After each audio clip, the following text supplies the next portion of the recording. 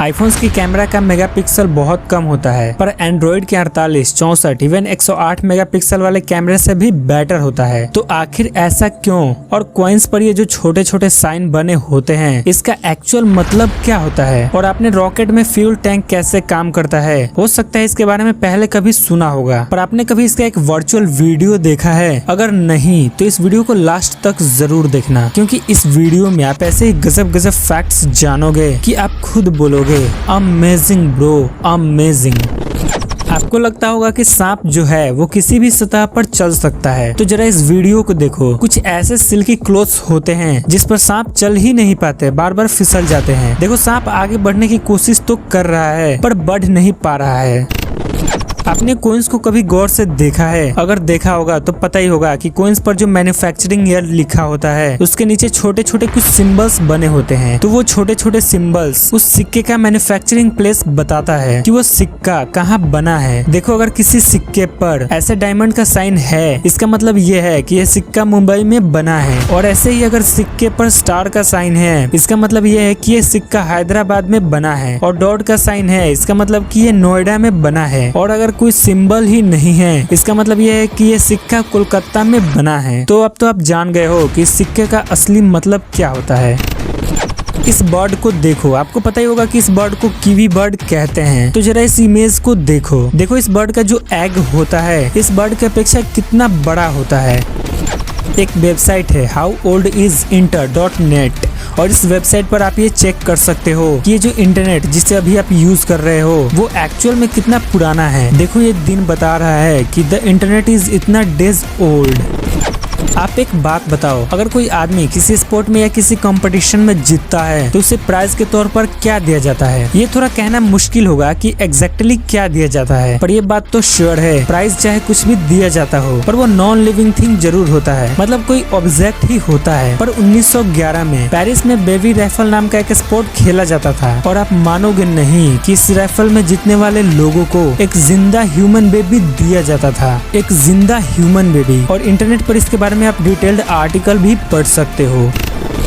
Ostrich को तो आपने देखा ही होगा, तो इसका पैर इतना स्ट्रॉन्ग होता है कि इसका सिर्फ एक किक किसी भी इंसान की जान ले सकता है। इवन लॉयन जैसे खूंखार जीव भी इसके सिर्फ एक किक से ही मर सकता है। मतलब इतना स्ट्रॉन्ग होता है एक ऑस्ट्रिच का पैर। इस पेड़ का ये हाल कॉन्स्टेंटली स्ट्रॉन्ग हवा बहने के कारण हुआ है। मतलब देखो हवा जो दिखता भी नहीं, उसके आगे इतना विशाल पेड़ भी नहीं टिक पाया। पूरे वर्ल्ड में बार्सिलोना सिटी ही एक ऐसी सिटी है जिसको बेस्ट आर्किटेक्चर डिजाइन के लिए नवाजा गया है, और ये सिटी स्पेन में मौजूद है। और आप खुद ही देख सकते हो कि शहर का हर एक घर कितना सिमेट्रिकली डिजाइंड है। किसी को ये कहते हुए तो सुना ही होगा कि मेरे किडनी में स्टोन्स हो गई है। मतलब ये एक बीमारी होती है जिसे नेफ्रोलिथियासिस कहते हैं या किडनी स्टोन कहते हैं। तो आप एक अंदाजा लगाओ कि ये किडनी स्टोन्स किसी आदमी में कितनी हो सकती है? 10-20? चलो मान लेते हैं कि किसी आदमी में 100 स्टोन्स भी हो सकती है। पर आप मानोगे नहीं, 2009 में इंडिया में ही एक डॉक्टर ने एक पेशेंट के शरीर से सर्जरी के दौरान 1,72,155 स्टोन्स निकाला। मतलब एक साथ इतने स्टोन्स थे उसके शरीर में।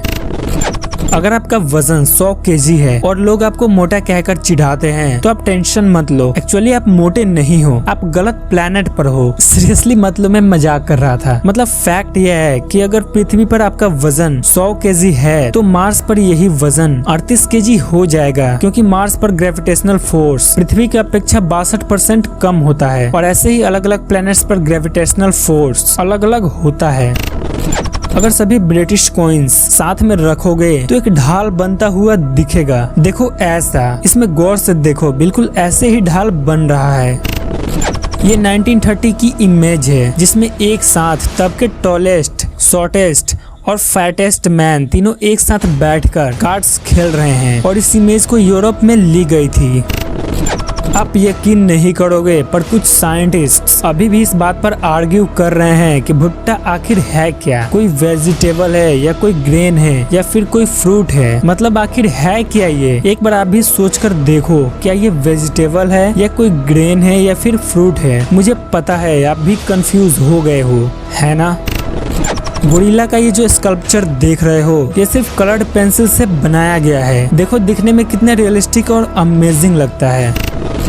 सूटकेस में कपड़ा रखते वक्त क्या आपने कभी सोचा है कि जिस तरह से आप क्लोथ्स रख रहे हो वो एक्चुअल में सही तरीका नहीं है। मतलब सूटकेस में क्लोथ्स को ऐसे वर्टिकल करके रखना चाहिए, पर लोग रखते कैसे हैं? ऐसे फ्लैट कर, जो कि सही तरीका नहीं है। फ्लैट कर रखने पर सूटकेस जल्दी भर जाता है, पर ऐसे वर्टिकल रखने पर ज्यादा क्लोथ्स आ पाएगा।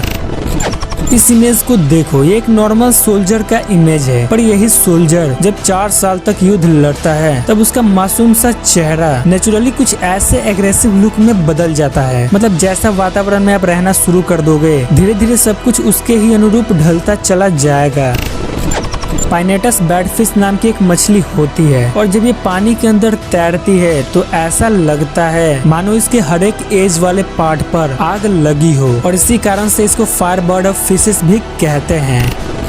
आपने रॉकेट्स को लॉन्च होते हुए तो देखा ही होगा, तो आपने कभी सोचा होगा कि इसका फ्यूल कंजम्पशन कैसे काम करता होगा। तो इस वीडियो को देखो रॉकेट्स के लिफ्ट होने के बाद फ्यूल ऐसे खत्म होता है, और जब ये वाला टंकी खत्म हो जाता है तो वो हट जाता है और उसके आगे वाले टंकी से फ्यूल कंजम्पशन होने लगता है। मतलब ये एनिमेटेड वीडियो ये डिपिक्ट कर रही है कि रॉकेट्स में फ्यूल कंजम्पशन आखिर होता कैसे है। आप ऐसे फ्लैट रोड पर तो आसानी से दौड़ पाओगे, पर आपको किसी लूप या फिर किसी सर्कल में दौड़ने को बोला जाएगा तो आप नहीं कर पाओगे। पर डेमी वॉल्टर नाम के एक इंसान ने इस काम को अंजाम करके दिखा दिया। देखो, इसने एक्चुअल में एक लूप में दौड़कर दिखाया, जो लोगों के लिए सोचना भी मुश्किल था, उसने रियल में कर दिया। रिफ्रेश रेट जो होता है वो किसी वीडियो के मोशन को दर्शाता है कि वो वीडियो कितना स्मूथ चल रहा है। तो उसका एक सिंपल सा एग्जांपल देखो ये वीडियो 60 हर्ट्ज पे शूट की गई है और ये वाली 120 हर्ट्ज पे, और देखो 60 हर्ट्ज वाला वीडियो ऐसे रुक रुक कर चल रहा है, पर 120 हर्ट्ज वाला बिल्कुल स्मूथ चल रहा है। फायर हाइड्रेंट्स, इसको कभी ना कभी आपने तो देखा ही होगा, तो क्या आपने इसे पूरा देखा है? मतलब फायर हाइड्रेंट्स जो कुछ ऐसा दिखता है उसका एक्चुअल लंबाई इतना बड़ा होता है। और आप सच सच बताना, क्या आपने इससे पहले कभी इस बात को नोटिस किया था?